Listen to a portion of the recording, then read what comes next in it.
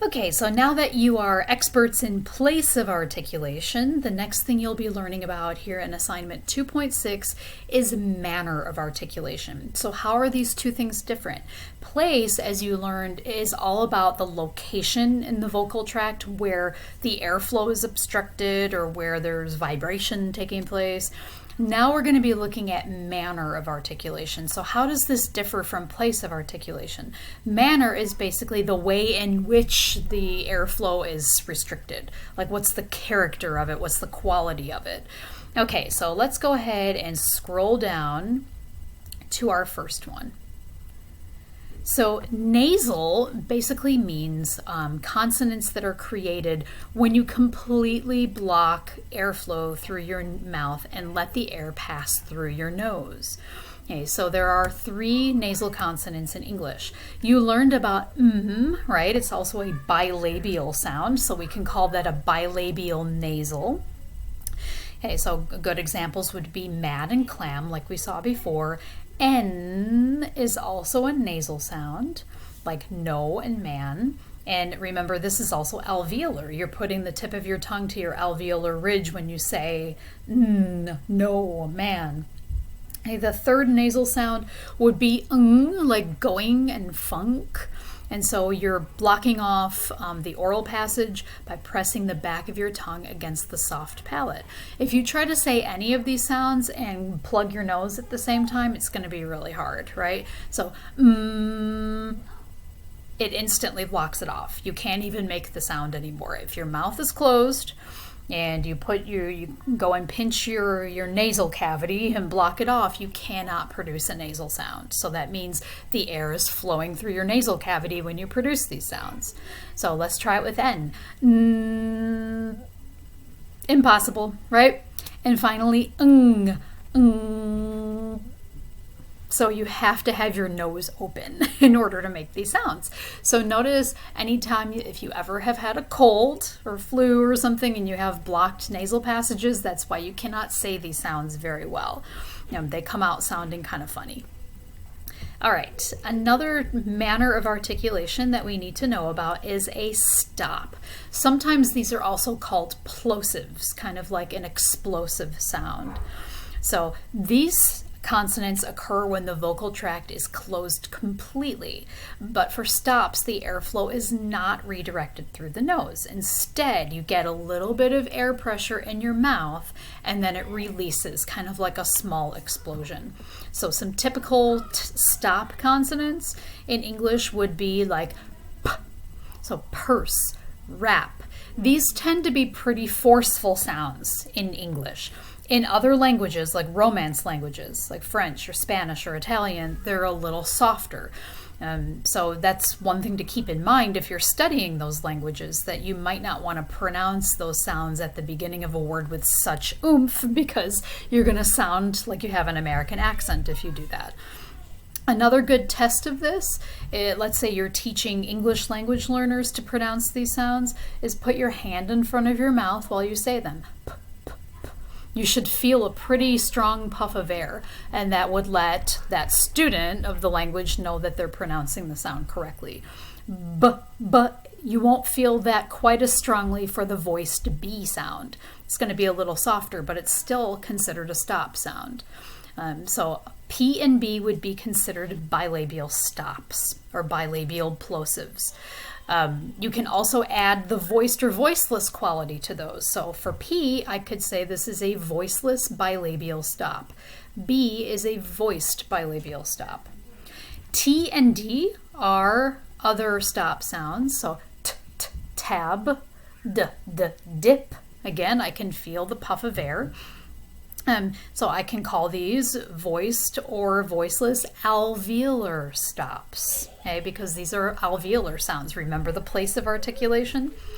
Okay, k and g are also considered stops. So I can call k as in kite, a voiceless velar stop.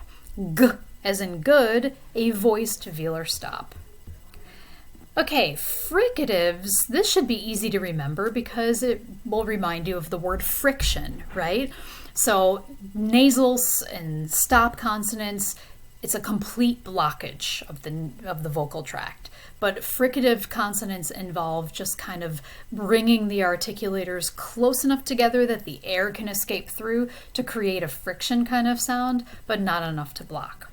So a great example of some fricatives, we have tons of these in English. So so these would be voiceless and voiced labiodental fricatives, because the air is partially escaping, is creating a friction kind of sound. Okay, let me move myself out of the way here a little bit. The th and th sounds, these would be voiceless and voiced dental fricatives. Thick, voiceless dental fricative. Th, voiced dental fricative. Okay, two others. S, z. These would be voiceless and voiced alveolar fricatives, because the tip of my tongue is coming pretty close to the alveolar ridge, but is not blocking the air completely. It creates friction. S, z. Okay, a couple of others that we can see here would be sh and zh. So sh, shot, is going to be a voiceless post-alveolar fricative. Zh, like vision, would be a voiced post-alveolar fricative. And finally, is going to be a glottal fricative. I guess here it's saying it's actually not a fricative, but it does have sort of a quality of friction since the airflow is kind of zipping past that glottis. Some people do consider it a fricative. All right, affricate are these like sneezy sounds that I mentioned earlier with the place of articulation. So ch, like a T and a sh. It's like t, sh, and you kind of smash those two sounds together and you get ch, like chick and match. Okay, so these would be, or ch would be a voiceless post-alveolar affricate. So if you want to remember what an affricate is, just think of a sneeze. Achoo. Okay, the voiceless version, or the voiced version of that, I mean to say, is j, like jam and badge. So this sound would be a voiced post-alveolar affricate. Okay, an approximant, let's move down here just a little bit. Okay, we have three of these in English, w, y, and r. Okay, and notice the IPA symbols for these sounds. What is the one we're used to seeing for, that we would see in the English alphabet. In the IPA, y is represented as a J. R is an upside down R. Every language has got different R's. This happens to be the one that's most characteristic of English, R. Okay, so approximants, that's what these sounds are called. These happen when two articulators come close together but not quite close enough to create air turbulence, so there's no friction involved here. Sometimes people call these glides as well. I think it's a good way to think of them. They're sounds that they're very smooth.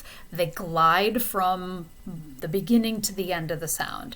So, it's almost like ooh, like a semi-vowel. Yeah, again, a little bit like a semi-vowel. R is really like the sides of your tongue are kind of approaching, almost touching your top molars. And it's like r. It's like a voiceless kind of sound where it sort of flows and glides through your mouth. Okay, so w would be a voiced velar approximant. Y would be a voiced palatal approximant, and then r would be an either alveolar or post-alveolar approximant. R. For me, I think it would be post-alveolar. Some people use the tip of their tongue and alveolar ridge a little more than others for that sound. For me, I think it's post-alveolar. Okay, a lateral sound would be the sound like oh. So lateral consonants are when the tongue blocks the middle of your mouth so that air has to pass around the sides, hence the term lateral. We only have one of these consonants in English. And I'm going to go ahead and highlight this. And this for a second. I can't do them both at the same time, but L and R are very closely related. So you might notice for speakers of certain languages, maybe Japanese, for example, or even Korean, they don't really make a distinction in their languages between and ol. And if you make those two sounds yourself, you'll realize they're really similar to each other. They both use the tongue. They're both kind of lateral sounds. So it's very easy to think of them as the same sound in certain languages. In English, we make a distinction between them. So luck, hey, you put the tip of your tongue at the alveolar ridge if you're pronouncing L at the beginning of a word like luck. But if you were to pronounce a word like apple, that also has an L at the end, but you don't use the tip of your tongue at the alveolar ridge anymore. It's almost like a velar sound. Apple, apple. So that's an important distinction to make there too. Sometimes people might refer to the L at the beginning of the word as a clear L, luck, whereas the L at the end of a word like apple or people might be called a dark L. It has a little bit of a different quality to it.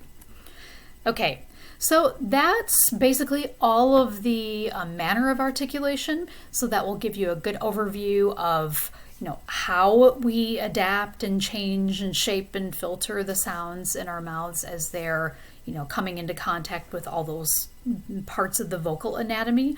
And I hope you find this helpful.